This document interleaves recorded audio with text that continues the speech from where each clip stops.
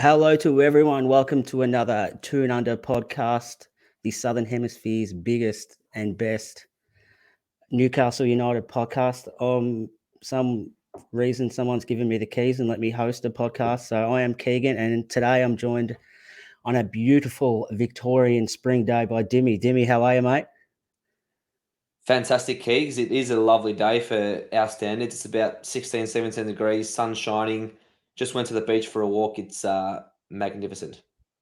It's gorgeous. That sun always shines a little bit brighter after a nice away win as well, doesn't it? It's a very nice feeling to wake up and see the 3 points in the bag, watch the replay, be calm about it, and just revel in four goals, which we haven't scored in a long time, I reckon. Yeah, we've been threatening to do it for a while, but it's good to finally put someone to the sword. But that's not why we're here today. We're here to talk about the brand new Newcastle signing all the way from Shepparton, Garang Kuol. Now, we thought we'd just do a little fun-sized podcast about Garang and what Newcastle fans can expect and just a little bit more about him so everyone's more up to speed because, yeah, he hasn't been around for that long, so it's kind of hard to find information on him. And obviously, me and Dimi have been lucky enough to be able to watch him. We're in the A-League, as we're probably the only two guys who watch the A-League amongst the rest of us. So, yeah, we're happy to provide a little bit of insights. It's actually funny, isn't it, Dimi? Like 12 months ago, he wasn't even playing at Central Coast. Now he's been signed to a Premier League team. It's been a pretty meteoric rise, hasn't it? It's absolutely crazy, mate, because he actually made his debut, I think, December last year for the first team. So he's only really started playing first team football for 5-6 months towards the end of last season in the A-League. So it's a meteoric rise, but obviously he's got a lot about him to have a handful of appearances for the Mariners, and all of a sudden now he's signed for Newcastle. Yeah, and it's crazy. He hasn't even actually started a game yet.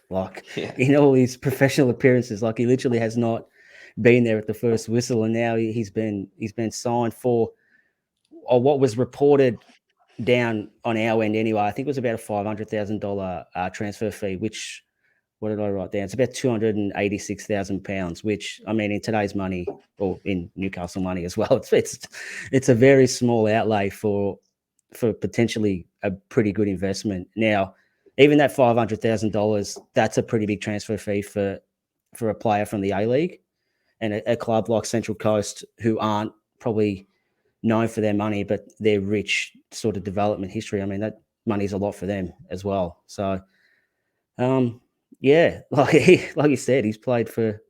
We got to throw a shout out to the Golden Valley Suns, who actually where he started his career and which Central Coast took him off of their academy. So, big shout out to the Golden Valley Suns, and hopefully this week Bobby's going to tee up one of his friends who is a coach at the Golden Valley Suns who actually coached Garang. So, yeah, hopefully we can get that teed up this week, and we'll give even more insight to him as a player and him as a person, more importantly. So what was your first reactions when you seen this, Dimi, and this was sort of come on the radar? Shocked, to be honest.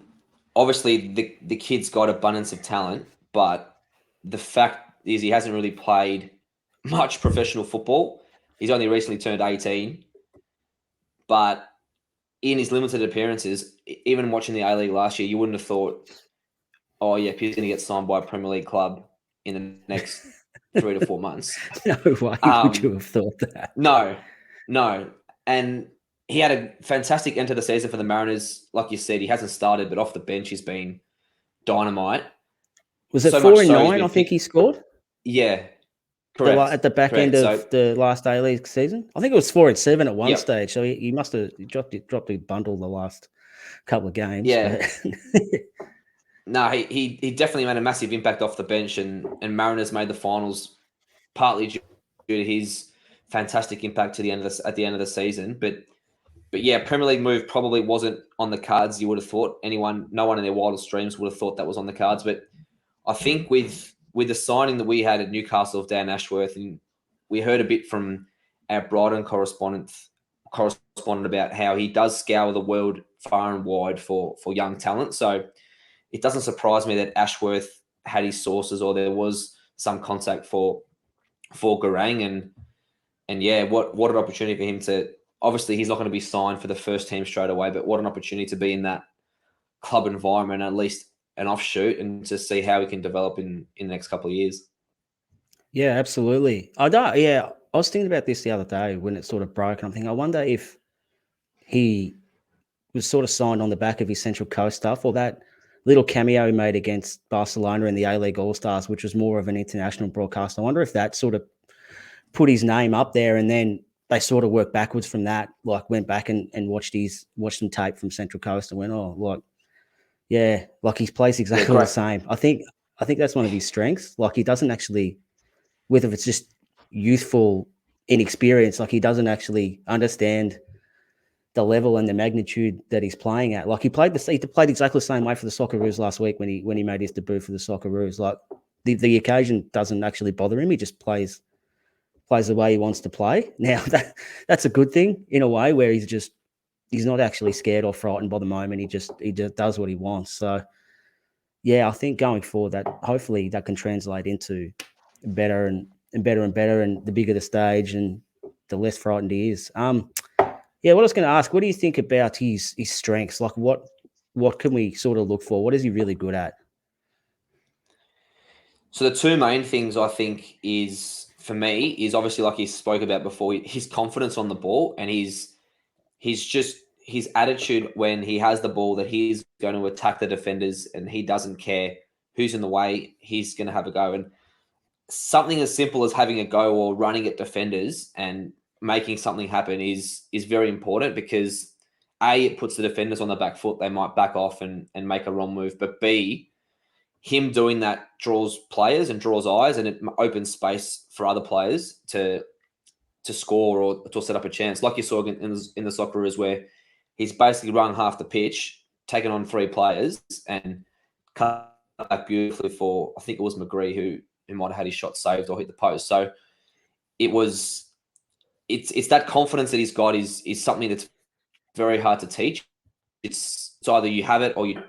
And I think the other thing that he's got is probably his technical quality for someone that young. I think is very high. Right foot, left foot, and his football now. So I mean, even I'm going to reference again that Socceroos game, that the weight on the pass that he laid back was absolutely perfect. There's so many times you see players running through on goal. Jacob Murphy, Miggy Almiron. We've seen it many times where they're in that final position, but that final pass they can't get right. And sometimes that final pass, as though it might seem easy, that's the hardest part to execute. And for a 17, turning 18-year-old now player to do that and to execute as well as he does already is very special. And I think it just points to his quality and training and the natural that he's gained over the last 3, 4, 5, 6 years in his young career. Yeah, absolutely. Well, what do you think his growth areas would be? Like, not so much what he's not good at, because we've got to remember he's just turned 18, so he's going to be pretty wet behind the ears. But I think growth areas is probably more of a better way to put it, because he's not an established player with like obvious weaknesses in his game. Like, he's still young and developing and stuff like that. So where do you think he needs to grow, and like what can he become really, really good at that he's not already? So I think naturally, as he gets older, his endurance will obviously need to improve. Obviously, like we've said, he hasn't started or played a full 90 minutes at first team level yet, at professional level for the Mariners, or obviously Socceroos. He's only played that one game, and then the All-Star game, which was an exhibition, he came off the bench as well. But I think obviously endurance is something that he'll improve naturally, just being in a professional environment. The other thing, is not much of a criticism, it's probably the way he plays, probably physicality. I think if you're playing in the Premier League, you have to build some sort of physicality and some sort of strength over the ball. Otherwise, you can get roughed around. I mean, we've seen Miggy Almiron. He's starting to come to terms a little bit more with that physicality. But Garang, obviously, he's a young kid. He's 18. His body's going to develop naturally over the next couple of years. But probably one area he'll want to develop is strength and strength over the ball. Not so much being jacked like Eddie Howe and just showing the guns. More so, no one's that jacked, mate. more so strength over the ball and the ability to shield it from experienced Premier League performers is probably where something that he'll need to naturally improve, I'd say. Yeah. And that comes with technique as well. I think as much as a strength is an issue, there's also a good technique. But I mean, now he's going to get exposed to some of the best strength and conditioning people in the world, some of the best coaching in the world as well. Like it's kind of frightening when you think about it, like how raw and how talented he looks now with like not even really 12 months of like being exposed to high level coaching. Now, no disrespect to Craig and his team at Goulburn Valley, but Eddie and Mad Dog Tyndall are a little bit above Goulburn Valley in their program. But I think, like, especially with our viewers and listeners and stuff like that at the moment, it's hard. Like, they read a lot of information, and basically the information's from someone who watches someone. Like, it could be third or fourth hand, and people are writing an article. So I've just been thinking, like, for people who can try and visualize who he could be or who he might be, who could you compare him to? So a Premier League player, so like people can sort of know what to expect a little bit, not as in he's going to be that player, but that's the sort of type of player that he plays like. Yeah, it's a hard one because obviously he's had not much exposed form in terms of long minutes on the pitch to sort of see what he's going to be or what he. I think sky's the limit with Garang, obviously, but I think I think about this, and the player that I've gone towards that he reminds me slightly of in terms of his impact off the bench, especially early, is good old Lamana Tressa Lualua back in the day under Sir Bobby. I remember him always being that great impact sub for Newcastle, and when we needed a goal or we needed something to come off the bench, he had pace, he had power, sometimes could finish.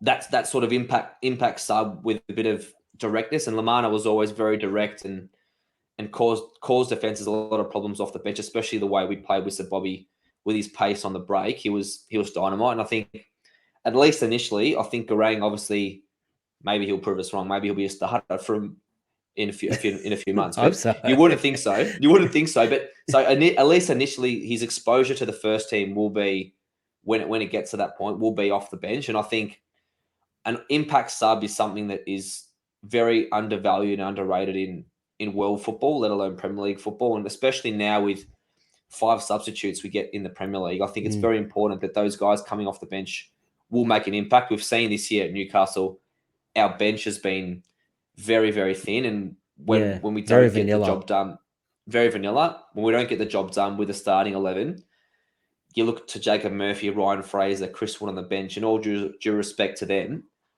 they aren't really game changers. Whereas Garang can be that game changer. Even if you got 2 minutes if you're a viewer in the UK, just go watch Garang's 15 minutes against New Zealand last week. I mean, New Zealand aren't world beaters by any means, but the kid comes on within 5 minutes, wins a penalty, has another chance that's tipped wide. I mean, he instantly makes an impact off the bench, and they're the sort of players that are hard to find. And if that's his role initially or in the short to medium term, that's not a bad role to have. So I think Tressa Lualua is probably the player I think of, at least initially now, that the exposed form being that impact player off the bench, but hopefully he can become a Leo Messi. Who knows, yeah? Yeah. I mean, bloody Solskjaer made a career out of it. It's not the worst way to make a living. No. So how long would you think, like, obviously they've spoken about he joins in January, and maybe due to either visa issues or just not form issues, but just rawness, they're gonna loan him out, I believe, to a European side. Portugal's been rumored. We're not 100% sure where that's going to end up, but how long before you think he could be a part of the first team? Well, again with Garang, he's developed so quickly from academy football in the A League to first team football in the A League to national caps to taking on Barcelona in an exhibition game. His In 10 growth his months. That's growth curve, crazy, man. yeah, exactly.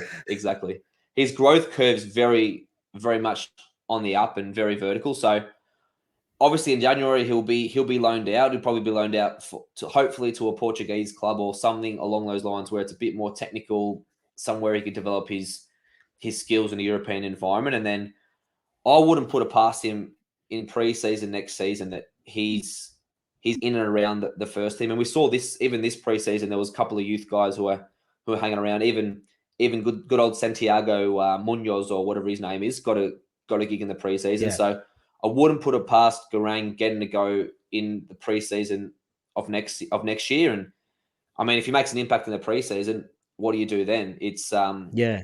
It's going to be You've it's got going an to be a Elliot big call, Anderson but kind of problem then, don't you? Not a problem, but an Elliot exactly, Anderson, yeah, like a replication of what he done. Like give him a preseason and show us what you got with the first team and train with the first team, and then we'll assess it come sort of the start of the season if we want to have you around, or we think it's better that you go out on loan again.